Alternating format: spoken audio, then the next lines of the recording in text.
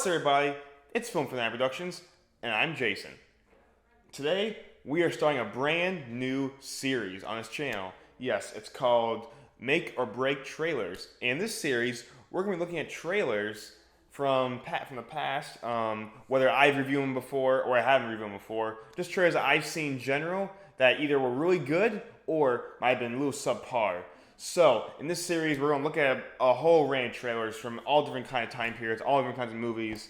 We're going to be discussing the trailers more than the actual movies, and we're going to be discussing how these trailers, what they did, either made them successful or maybe may have missed the mark or mislead audiences and made them just a little more not high grades as they should be. But today, we're going to be doing a good trailer review, and one that did an excellent job of doing what trailers are supposed to do, which is get people to buy tickets to a theater or to subscribe to the streaming service that platform's on. This one, it's a little before streaming services were a little as big as they were today. And the one we're going to be doing today, it's from the movie The Girl on the Train.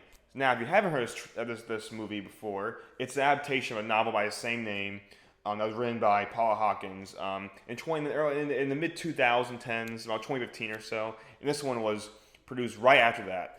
So this was made in 2016 and stars Emily Blunt, Haley Bennett, Allison Janney, Rebecca Ferguson, Justin Theroux, and if you're a good Edgar Ramirez too, and if you're a great actors. And this was directed by Tate Taylor, who's also done some stuff with Ma as well as with The Help, art movies too, that he's done before.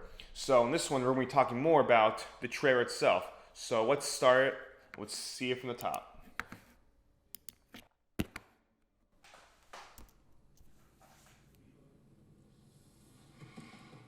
A teacher once told me I was the mistress of self-reinvention. It's like having a secret. And nobody but me knows I'm doing it.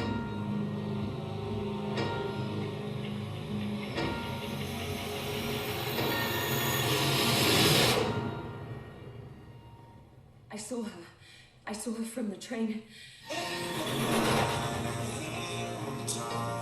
She was with this man. Just for a second.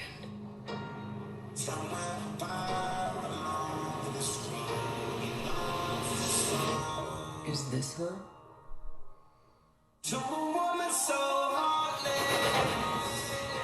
Can you tell me where you were Friday night? I was in the city, and then I went to visit my husband. You mean your ex-husband? It's my understanding that the woman who has gone missing was his nanny. Rachel, I need you to stay away. So what did you do during those hours that night? I don't remember. There's some time missing.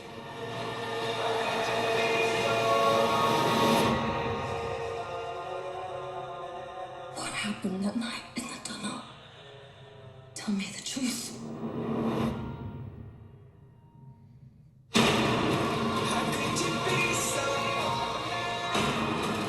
You were seen in the area that night.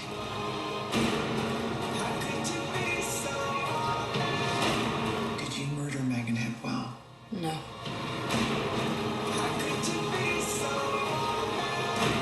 I'm not the girl I used to be.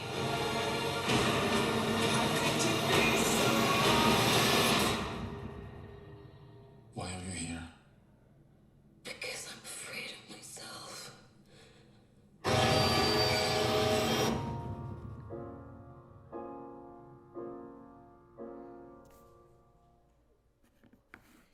So, that trailer does a really excellent job of, first of all, of getting you to,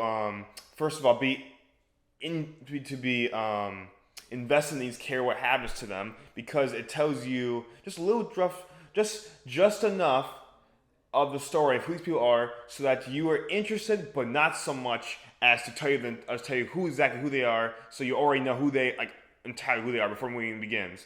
And this one, it's in the thriller genre, the same realm of films as, let's say, 50 Shades of Grey, for example. This is definitely in that kind of thriller mystery sort of sort of one of relationships and when they go bad, a murder too. It looks like in this film and this trailer. And this one does a really good job of just highlighting that genre and what the genre is going to be, as well as making it just jarring as possible, so that you want to see his film, you want to go buy a ticket to see what happens, because it's so it's moving when you say about it.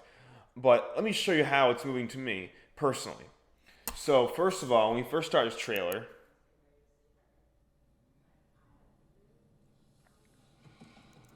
A teacher once told me I was the mistress of self-reinvention. It's like having a secret. And nobody but me knows I'm doing it.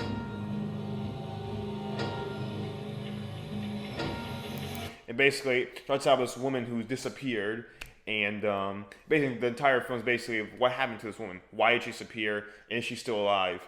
And this basically it gives just this one little tidbit of dialogue that she says that lets you that's all you need to know for this trailer in order to go see the movie. It's all you need to know is basically that one little line. She's a mistress of reinvention. It's just a little story from her past that someone told her lets you know that like it gives you a little, lets you know who she is, and when she disappears.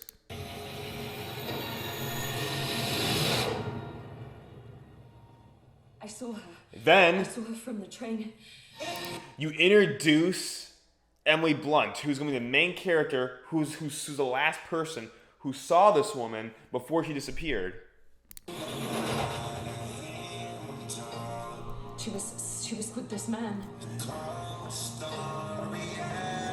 And right there, see right there, look at that little bit of and it's also the trailer is making you feel like you're in her situation, where you see for a fraction of a second you see what happens. Like not even a second. You not even see. Just for a second. Yeah, see, even she says it. Oh, then you see some of the mermaid actors. They're like, oh, who's this? Was he involved? Is he involved? Some police tapes, some little ominous stuff too. Like, oh, what's happened here? What's going on in this film? These are the things you use to engage an audience and to build suspension, to build tension and suspense. Is this her?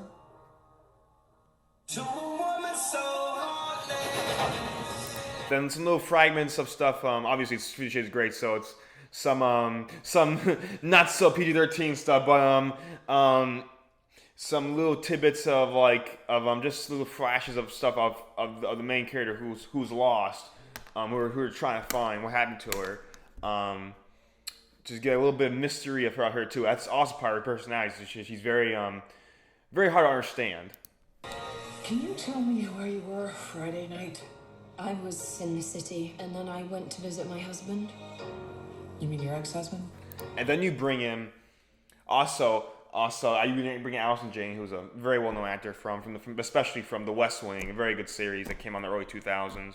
But you bring her into who in this film plays a detective, and she's basically you now coming to the second aspect of the trailer, where some of the investigation, the police investigation, now we're questioning her, and now she's going through Emily's past. Now Emily Blunt, now her past comes in, and throughout the movie, this is basically it's saying that we're going to find out these two characters, how are they seem so unrelated, but how are they related, and how do they intersect to this one moment that can really impacts both their lives and lives of people around them.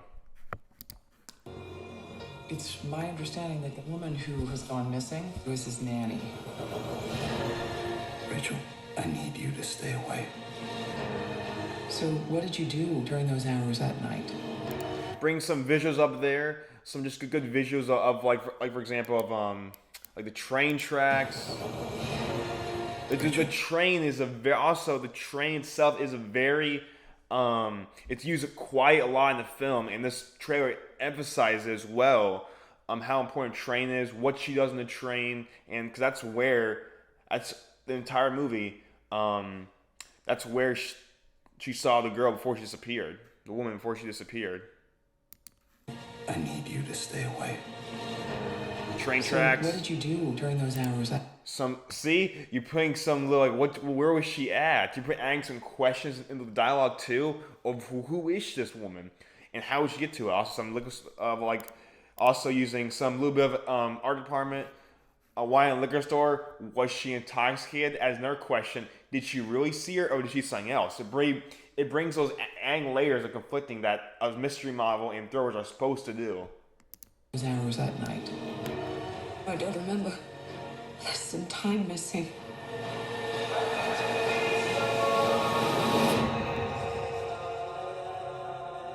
What happened that night in the And watch this next series because it's very important. Watch what they do, especially because now at this point you have questions of, well, who did it? Who's responsible for this girl getting missing? Is she still alive or is she not alive?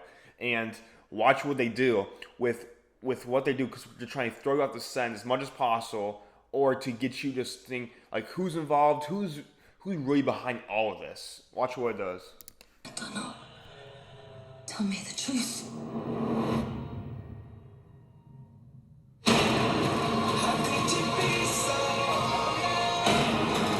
You were seen in the area that night.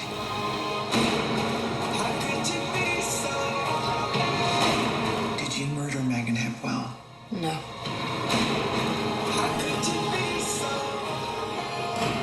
I'm not the girl I used to be.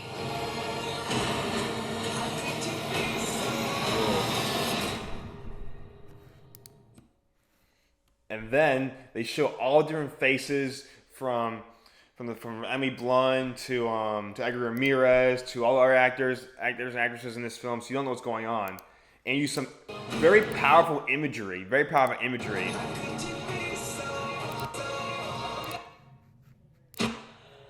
Show like little silhouette of Edgar Ramirez, like because that little bit of a negative makes it look like he's made it look suspicious, you know. Tell me the truth. Watch right there. There's imagery right here. There's silhouette and shadow. Who is that? As to the mystery of the trailer. And that little ding, right when it happens, that jars people. Gets it's like a jump scare almost. The image of the moon coming down, just excellent cinematography in that point.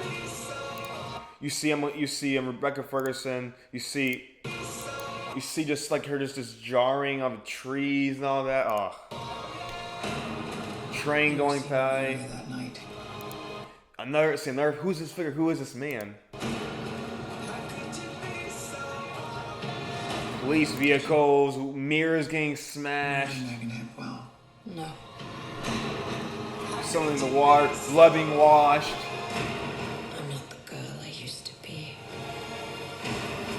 Just rage and anger with the scenery. And just all bring together to add that little suspense, what a trailer is supposed to do. Why are you here? And then it stops. Because I'm afraid of myself. Whoa.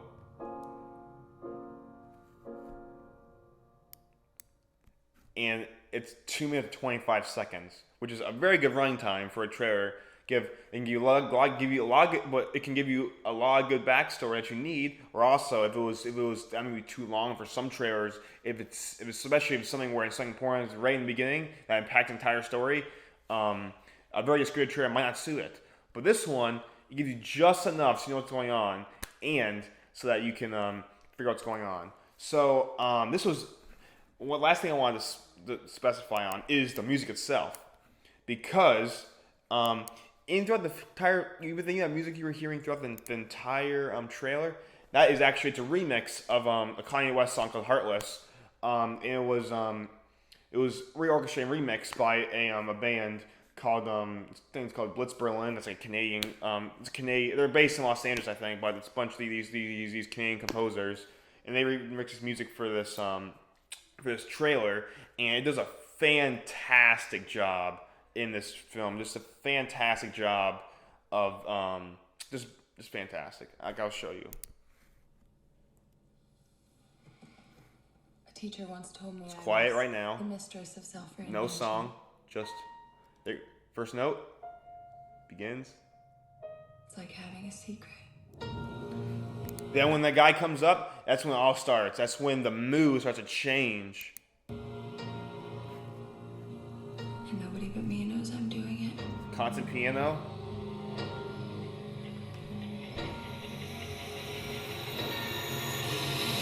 A little bit of screech. The train. I saw her. I saw her from the train. And right here is where the song is going to ramp up. It's also where the action of the trailer ramps up too. So it's very closely aligned to each other too. That's what you want to do, is to sync the action with the music, so it just sounds smooth and balanced and just good. She was with this man. Just for a second. And he's saying the coolest story ever told. Kind of like this is just almost like it's alluding. It might be a tragedy film, you know, or could, you know, because it's a mystery film of a woman disappearing and all of everyone she knows and the entire community around her being impacted.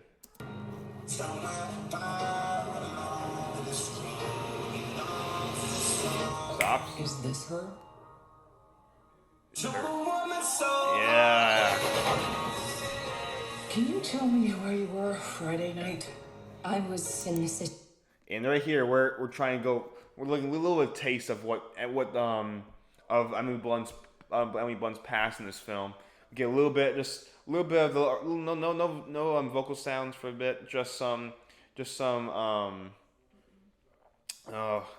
basses. It's a little bit of bass is continuing there, and just some orchestral, some tones that just is moving the trailer forward. And then I went to visit my husband. You mean your ex-husband? The piano picks up. It's my understanding that the woman who has gone missing was his nanny.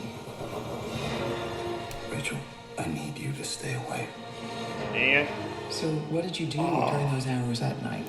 this part right here in the train, when the train tracks fade up, just look what happens. Listen, just listen for a moment to what you hear.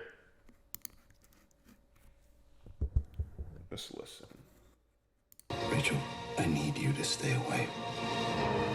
So what did you do during those hours that night? I don't remember. Some time missing. The violins in there, they swell a bit, and it's like it just brings emotion up and the hype up so much to a level. It's just fantastic. Vocals come back in.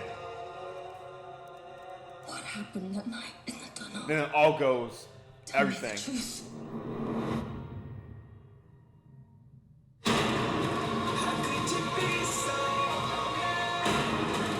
You were seen in the area that night.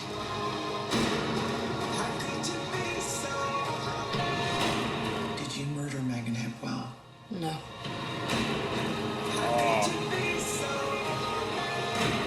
I'm not the girl I used to be.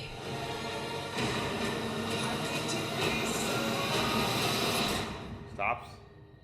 Why are you here? Because I'm afraid of myself. Some screeches. Juxtaposition. Then fades out. Just an excellent trailer all the way around. It's just an excellent trailer. This is how you make a trailer. I mean, it does what it's supposed to do. It gives you a story without bringing into it, and it's just a fantastic job. The editing was done. This is pretty much edited by the editors were on this film was Andrew Buckland and Michael McClusker, and who done films like Logan and The Ford Ferrari, who won those films that won Oscars.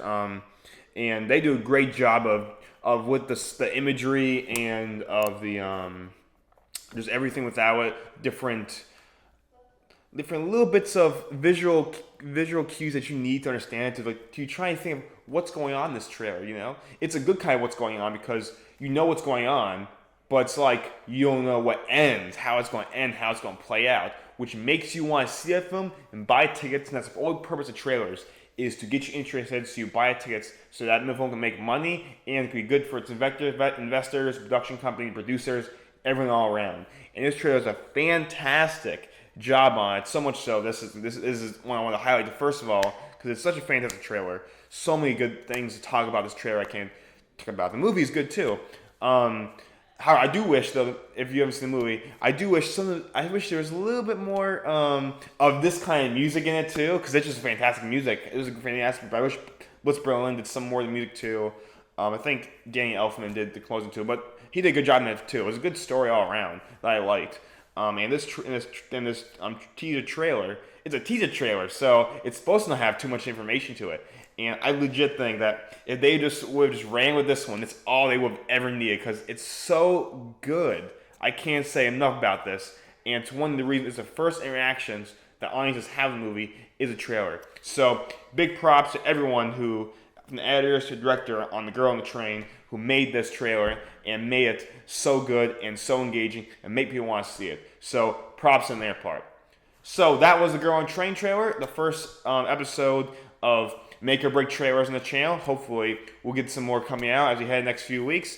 Thank you guys so much for watching. Don't forget to look at more videos from me. And always remember, become a film fanatic.